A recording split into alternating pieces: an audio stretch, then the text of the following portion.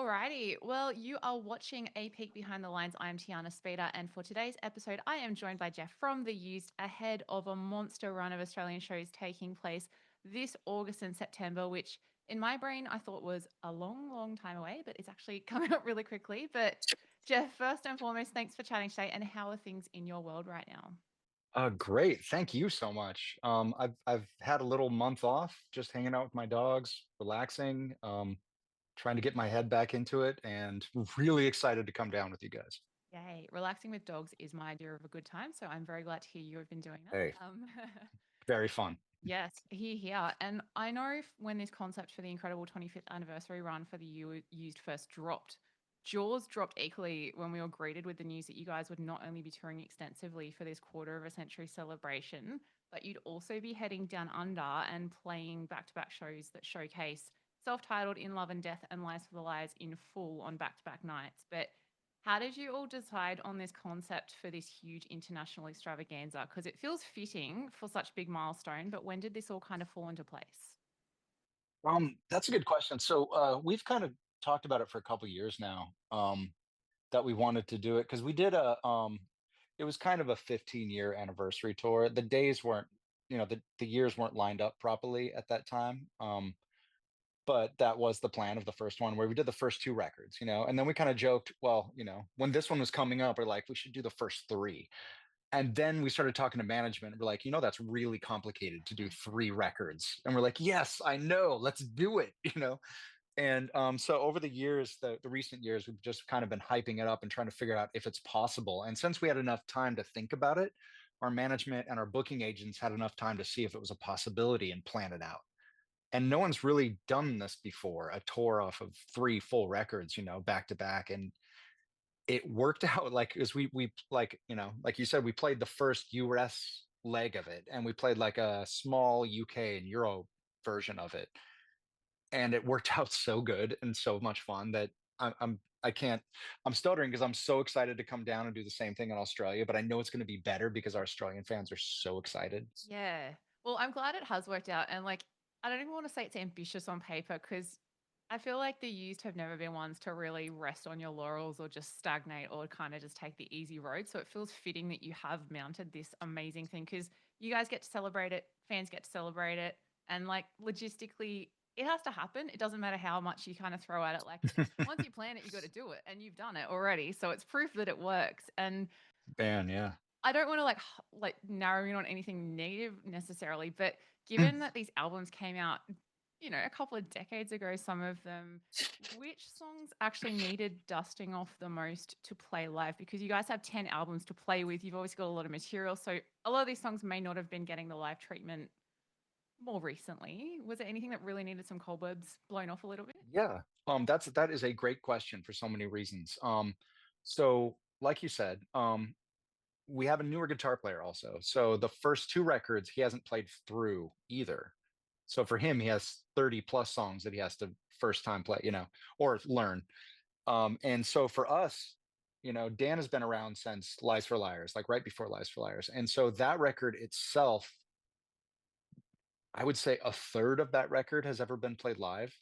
So like two-thirds of it has been, since the recording, we haven't really revisited. There just hasn't been time, Um, so revisiting and revamping these songs for like a live setting, because sometimes things sound better recorded live than they do played live, recorded than they do played live. And so it definitely took us a minute to try to figure this out. Our rehearsal, so when we rehearse, it's usually like 2 or 3 days, or 4 days, depending on how long, maybe even 5 days, depending on how long off that we've had.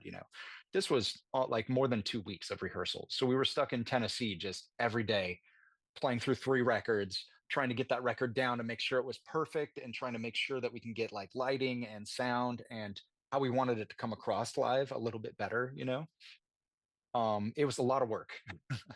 And like you said, like or like I was saying too, Lies for Liars, we didn't play most of that live ever. And so revamping that and sitting with that record a little bit longer was so much fun. Actually, it turned out to be some of the most fun that we've had in a long time. I think because of not playing this stuff and revitalizing it and making it almost like new and whole again is just I mean, it's something you're gonna have to see live to understand, I guess, you know. And we get to, which is so exciting. Yes, you. Well, I know there would be so many fan favorites from each of the albums. Everyone's got personal favorites for whatever reason, and from new and old fans alike. But with regards to favorites, I don't want to put you on the spot and say what is your favorite all-time song from these albums and pin it as your favorite forever. But since you have ticked off some of these shows already for the first leg of the 25th anniversary celebrations, what is a song that you found yourself enjoying playing the most so far? Like, was there a secret dark horse that you were like, damn, I love this song, like that you might not have thought of before? If well, let me just throw out some. If I was to say the first record, let's just say we're doing by record. If Yes. I was to say the first record, I would always say Pieces Mended. I've always loved Pieces Mended. That's one of my favorites. The way that the music is in that song to me is so much fun and so exciting. And it's always changing, but it's not changing that much. It's just different enough. And it's very simple in so many ways. Um, Other songs I like in that record a lot too, maybe equally, but Pieces Mended just always stood out. Um, Let It Bleed from In Love and Death. I would throw that out as one of my all-time favorites. Same kind of thing. Now, Lies for Liars is where it gets exciting. I don't know on this one because there's so much fun on this record that we don't ever play. Like the Ripper, we don't ever play that, which is so much fun. And it's so exciting to play that song because of how almost fast it is and how it locks with the drums and the bass. So obviously I'm biased because I like bass stuff. So for me to be able to lock with Dan is so much fun. Wake the Dead 2 is always exciting playing live. With Me Tonight, I would say is a lot of fun because it's not something it's that's one that we've never played live until, that last tour. And it's a lot more fun live than I imagined it was going to be, you know? It's a little poppier than my personal used favorites, but it flows really well and it feels really good live. Also, we're playing a B-side from that record, which I just heard might not be a B-side for you guys, but in the US it is a B-side. It's a song called Pain. That was Oh, only if you yeah, you only got it if you bought it on iTunes in the States. Other than that, it was a B-side only, but I'm not sure with you guys, it might be a Spotify thing too. yeah. Like normally we're really behind with everything, but I feel like at least we're a little bit ahead with the use. This is a nice See, place that's cool. I like to that. That's cool. But that's one of my favorite used songs of all time. That's up there on the list, top 10. be. It's so Yeah. cool. Well, I don't like going back a little ways. I actually interviewed Bert back at the start of March, or maybe late March in 2020. It was like right around the time when that little old pesky pandemic was around. But we actually spoke about his memory of the used first ever live show. And long story short, he recapped it had dancers. There were about 40 to 50 people there, and his parents were there and allegedly hated it.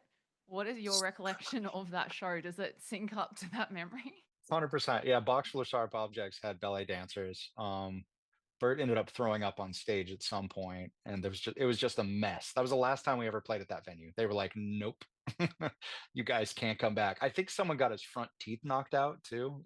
Wow. Like there was just so the used are like our first couple shows were always something bad happened. Someone broke his legs at a show, someone got their teeth knocked out at a show, the stage got ripped apart at a show. Just every time we played it, either the venue would close down or they would kick us out. It would be That's either or. You can't come back no matter what. So we that's why we stopped playing a lot of shows in the beginning because we couldn't. mm. But they're memorable. And look, it's a rite of passage because look at what you have come to. Like, what would you say to yourself? Like, what would your 2001 person, I think it was Johnny B's Comedy Club from looking back into it, what would your 2001 self That say was, when yeah. you're stepping out onto the stage at the likes of House of Blues and Wilton for back to back shows in 2025 and selling out a bunch of shows in Australia? What would you say to that future self? Relax. I'd say relax.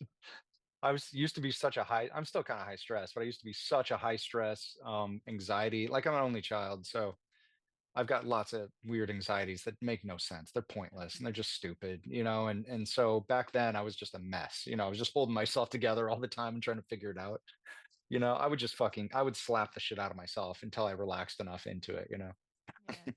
I mean, I'm not an only child, so I don't have that excuse, but I feel like it's always there and it shows you care. Like, as much as it's Yeah, traumatic and there's a lot of shit that goes with that, like, it does showcase that there's still so much care in what goes on with it. So, I turning the really, yeah, positive slightly. all as a band, we really care about the use and we really care about touring. We really care about playing live, actually. Like It's so much fun. I mean, that's cool that you brought that up, and I didn't mean to overtake you, but No, I love it's it. so much fun for us to play live because we are friends. And like I love when I go on tour, I get to hang out with all my friends, you know. So I look forward to touring, not just for the obvious playing the shows part, but being able to hang out with my friends. Like it is so exciting. And so, yes, that is the best part about touring. Well, I dare say, like, there's so many factors to your longevity, and I feel like that would be such a driving force with it. So it's so exciting to know that after all this time, there is still that factor to it, and to be able to have the fans make their own friends at your shows. It's like a beautiful balance of everything that's actually right in the world, which is a rare thing in 2025. That's true. That's funny because I have heard that a lot. Like I've met a lot of fans that I have met at shows, Yeah. like you know, like relationships slash just best friends or like whatever, you know, and it's really exciting to see that too, you know, especially when they come and they tell us about it and then we get to live through it a little bit. It's really cool to see that. Beautiful ongoing legacy. Well, to close us out today, looking ahead for this Aussie run, it will not be your first time down under, but what is the first thing you will be doing when you get off that long plane ride to Australia? Oh man, Lord of the Fries. No, Perfect. I don't know. Maybe. There's so much good vegan food in Australia, and I'm really excited about that. Probably I'm gonna go shower is the first thing I'm gonna do. I'll tell you that. That's a Good long answer. flight. Yeah. Second thing is probably find some food, vegan food. Yep, perfection. I couldn't really think of anything better to do after a long flight myself, so nailed that. Well, Jeff, Yes. it has been a pleasure to chat. I know I speak for a heap of people when I say we are all so ready to celebrate 25 years with you all this August and September. Thank you for your time today, and we will see you very shortly. Thank you again so much. I really appreciate you.